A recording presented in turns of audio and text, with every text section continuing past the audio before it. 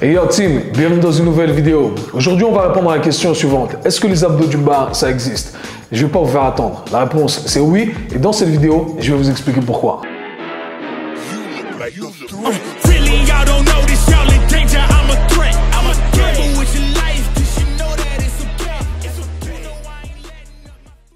Ok, si t'es pas encore abonné à la chaîne, je t'invite à le faire maintenant. Donc aujourd'hui, on va parler des abdos du bas.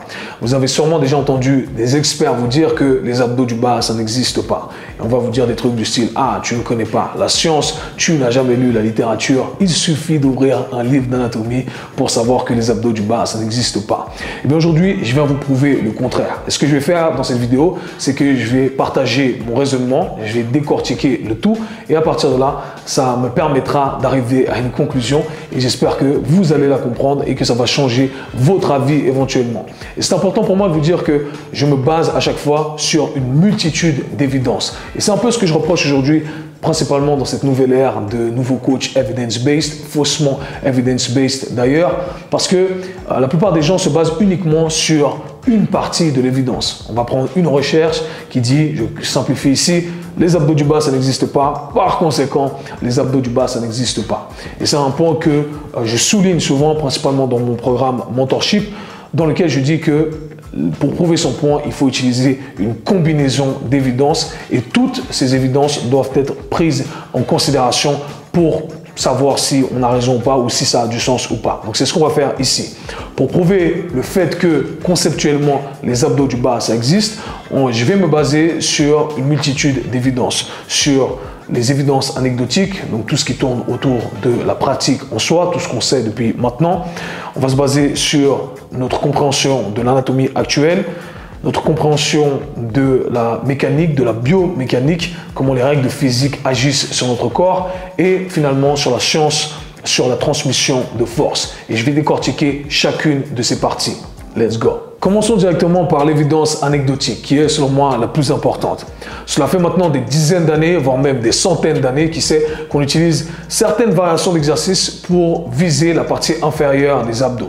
Et à chaque fois qu'on fait ces exercices, eh bien c'est vrai qu'on ressent plus de stimulation au niveau de la partie du bas des abdos. Je parle ici des reverse crunches, des leg raises au sol ou hanging leg raises, des levées de jambes au sol ou suspendus ou les toes to bar. Okay? Tout le monde connaît ces exercices et tout le monde ressent un peu plus de stimulation au niveau de la partie inférieure. Okay? Donc ce n'est pas venu de nulle part les abdos du bas, c'est venu de ce ressenti. Mais attention, science. Yes, science. La science est venue, les soi-disant evidence-based sont venus vous dire que hey, les abdos du bas, ça n'existe pas. Du coup, on néglige complètement le ressenti. Et c'est le premier point que j'aimerais soulever ici. Il ne faut jamais négliger le ressenti. Il ne faut jamais négliger les informations subjectives. Les évidences subjectives, elles ont énormément de valeur. Et vous allez comprendre à la fin pourquoi on devrait vraiment se baser là-dessus.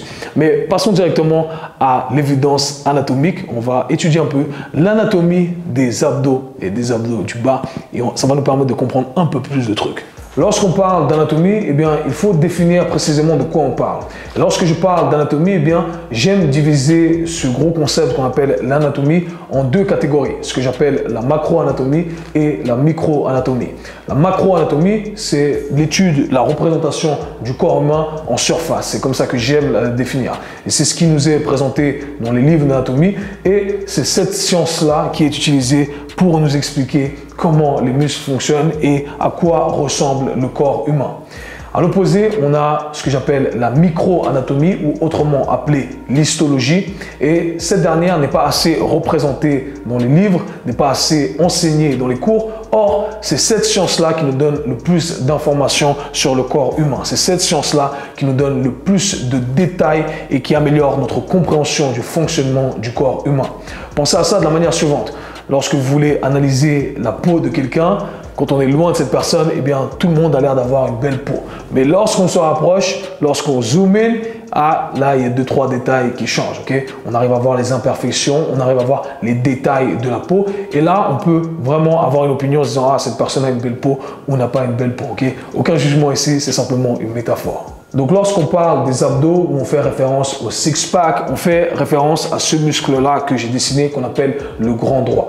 On va analyser le tout d'un point de vue macro et micro. Donc, d'un point de vue macro, donc quand on zoom out, eh bien, on a une attache à un endroit, une attache à un autre endroit. Okay? On a l'origine au niveau du pubis et une autre insertion ici au niveau du sternum et au niveau du cartilage de la 5e et 7e côte. Okay? Donc, lorsqu'on zoom out, ça ressemble à ça. Et lorsqu'on utilise uniquement le côté macro-anatomie, bien entendu, ici, on n'a qu'un muscle, où on a le grand droit d'un côté et de l'autre côté comme on aime les séparer. Okay? Mais d'un point de vue macro, on n'a qu'un muscle. Toujours d'un point de vue macro-anatomique, on nous a enseigné ce muscle-là comme étant un muscle qui avait cette insertion et cette insertion, comme je vous l'ai dit, et avec des fibres musculaires qui allaient d'une insertion à une autre insertion de manière linéaire. C'est très bien dessiné dans les livres d'anatomie. Maintenant, si on s'attarde sur le côté micro-anatomie, le côté histologie, lorsqu'on zoom in un peu plus, eh bien, on sait qu'aujourd'hui, ça ne ressemble pas à ça.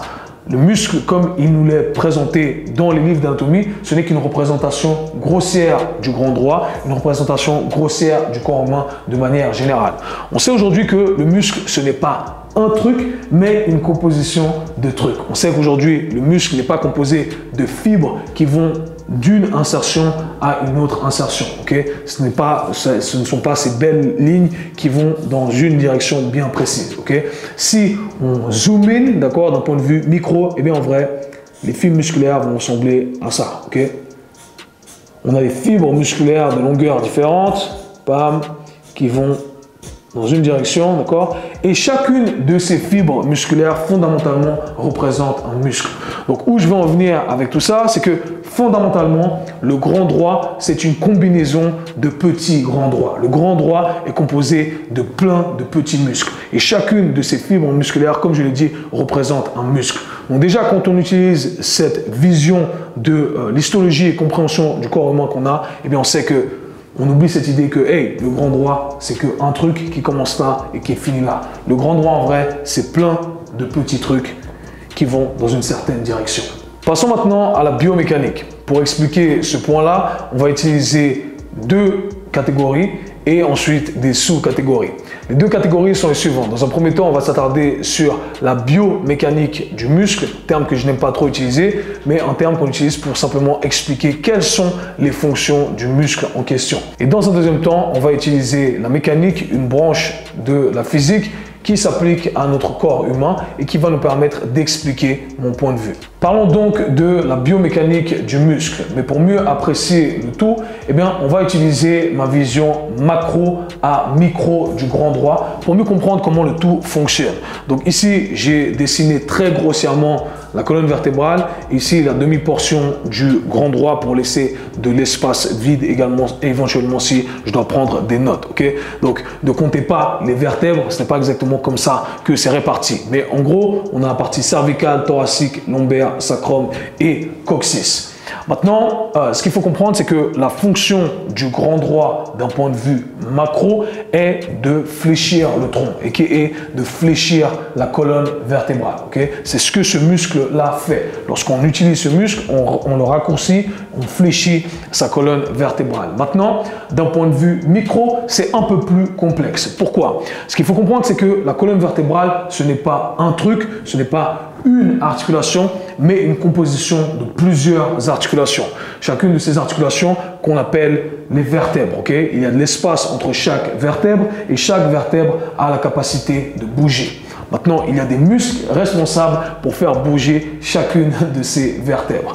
Donc, si je reprends ici la fonction macro du grand droit qui est de fléchir la colonne vertébrale dans son intégralité, si on va zoomer un peu plus, eh bien, en fait, on se rend compte que on peut fléchir une vertèbre à la fois par définition, d'accord? On peut mobiliser chacune de ces articulations indépendamment. Et bien, comment on le fait? Et bien, on le fait en mobilisant certaines parties plus que d'autres du muscle qui a pour fonction de fléchir ces vertèbres. Donc, en très résumé ici, si je venais à fléchir cette vertèbre-là, eh bien, elle ferait référence à des tissus à ce niveau-là. Okay? Si je venais à fléchir cette vertèbre-là, elle ferait ok, référence à ces tissus à ce niveau-là. Si je venais à fléchir la partie lombaire ici, eh bien, on fait appel à ces tissus-là.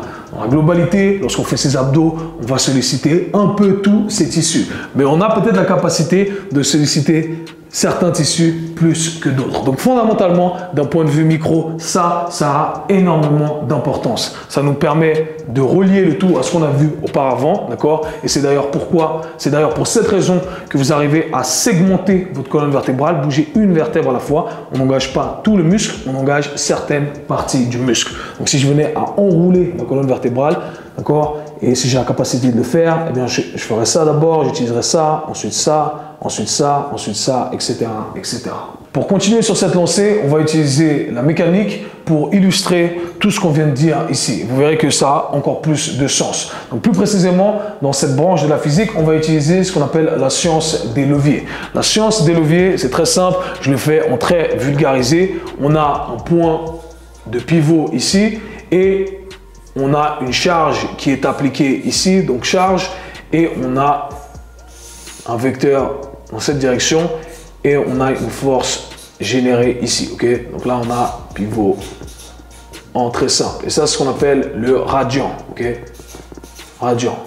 Et on utilise cette science-là dans le sport justement pour expliquer la charge qui va être appliquée sur nos tissus, qu'on appelle le moment de force en français, le torque en anglais. Ok, donc on utilise ça. Maintenant, ce qu'il faut comprendre, c'est que on applique cette science au niveau de nos articulations, car nos articulations fonctionnent comme des pivots. C'est pour ça que cette branche de la physique s'applique au corps humain. Donc, comme je l'ai dit, ces articulations-là, qu'on appelle les vertèbres, donc l'espace qu'il y a entre chaque vertèbre, fonctionne exactement de la même façon. Il fonctionne donc comme votre coude ici, mais à l'échelle de chacune de vos vertèbres. Donc si je prends l'exemple de mon coude ici, d'accord, j'ai le point de pivot ici, mon coude, j'ai la charge qui est appliquée ici, et là, j'ai la force motrice, d'accord, la force que ces tissus-là doivent générer. Le même concept s'applique ici, pensez à ça comme s'il y avait plein de petits coudes ici. Donc en gros, ce que je veux dire ici, c'est qu'on utilise cette science pour expliquer que tous les tissus autour du point de pivot vont être sollicités pour aller à l'encontre de la charge. Et tous les tissus autour du point de pivot vont produire de la force, donc vont générer de la force pour aller à l'encontre de la charge. Donc concrètement parlant, les points de pivot étant les vertèbres, on parle à un niveau localisé, encore une fois ici, micro, un niveau micro. Chaque tissu autour d'une vertèbre, responsable pour faire bouger cette vertèbre, va générer de la force pour aller à l'encontre de la charge. Donc si on descend ses jambes, d'accord, on va monter, certains tissus vont être sollicités, les vertèbres qui servent de pivot vont solliciter les muscles en question. Donc voilà pourquoi les muscles, donc les petits muscles ici, chaque petite fibre musculaire en question. Donc voilà pourquoi on utilise cette science des leviers pour expliquer le tout à notre exemple. Parlons maintenant de la science sur la transmission de force. Comme je vous l'ai dit, le muscle n'est pas composé de belles fibres musculaires qui vont d'une insertion à l'autre insertion, mais plusieurs petites fibres musculaires. On sait aujourd'hui que si on applique de la force au niveau d'une insertion, eh bien la même quantité de force n'est pas exactement ressentie au niveau de l'autre insertion. Donc concrètement parlant, si j'applique ici 100 kg, on va ressentir 100 kg ici, 80, 60, 40, 20, 10, 5, 3, 2, 1.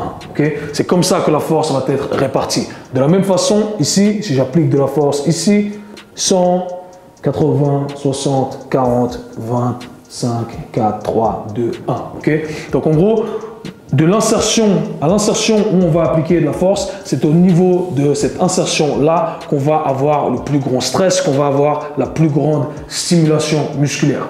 On sait également, de par la biomécanique et notre pratique, que lorsqu'on étire une insertion, eh bien, on va plutôt solliciter la zone autour de cette insertion-là. Du coup, ça a du sens avec la science sur la transmission de force. Si je prends l'exemple du quadriceps, vous pouvez très bien ramener votre bassin vers l'avant et commencer à sentir un stretch au niveau du quadriceps. Mais vous allez plutôt sentir le stretch au niveau de la hanche versus le sentir au niveau du genou, l'autre attache, ok? Versus plier complètement son genou, et je vais plutôt sentir le stretch au niveau de la zone du genou, d'accord? Donc ce sont ces tissus-là vers le bas des quadriceps qui vont être sollicités plutôt que ceux vers le haut. La même règle s'applique ici. Donc voilà toutes les évidences qui ont été présentées de la manière la plus simplifiée possible. Bien entendu, on peut aller plus dans les détails. Mais essayons de résumer le tout et de simplifier le tout encore plus. Donc très simplement parlant, le muscle, ce n'est pas un truc, c'est une composition de plusieurs trucs. Donc ici, le grand droit, ce n'est pas un muscle, mais plusieurs petits muscles. Plusieurs petits muscles qui peuvent être sollicités en fonction de quelle vertèbre est sollicitée. Je reviens à la biomécanique, la fonction de chacun de ces petits muscles et la science des leviers. Donc concrètement, si je prends ma colonne vertébrale et que je mobilise plutôt les vertèbres du bas, d'accord, et j'applique plus de stress à ce niveau-là, eh bien, ce sont plutôt ces muscles dans cette zone-là qui vont être sollicités. Et si ce sont ces muscles dans cette zone-là qui vont être plus sollicités, de par notre compréhension de la transmission de force, eh bien, on va créer plutôt une adaptation à ce niveau-là. Donc concrètement parlant, les abdos du bas, en soi, ça n'existe pas, mais conceptuellement parlant, oui. Parce que si on applique plus de stress au niveau de cette insertion-là, d'accord, en mobilisant plutôt les vertèbres du bas, en étirant plutôt cette partie-là, eh bien, on va solliciter une plus grande demande à ce niveau-là. Versus le haut, d'accord, on étire le haut, on va solliciter une plus grosse demande à ce niveau-là. Et on le sait très bien en pratique. Donc voilà tout. Donc voilà les amis, c'était tout pour cette vidéo. Conceptuellement, les abdos du bas, ça existe. On peut solliciter plutôt une zone qu'une autre zone. Et on le sait de par notre expérience pratique, notre expérience anecdotique. Et tout ça pour vous dire qu'il ne faut pas vous laisser avoir par ceux qui utilisent simplement le nom de la science pour prouver leur argument. La science a parfois tort et la science est souvent en retard. Et ça, c'est un bon exemple encore. On sentait les abdos du bas, on disait de faire certains exercices pour solliciter les abdos du bas. Ensuite, la science est venue dire que les abdos du bas n'existaient pas. Et aujourd'hui, la science nous dit que oui, effectivement, on peut plutôt solliciter les abdos du bas que les abdos du haut. Donc, l'expérience anecdotique a énormément de valeur, que cela serve de leçon et continuer à faire les abdos du bas, du haut. En vrai, on s'en fout. Peace.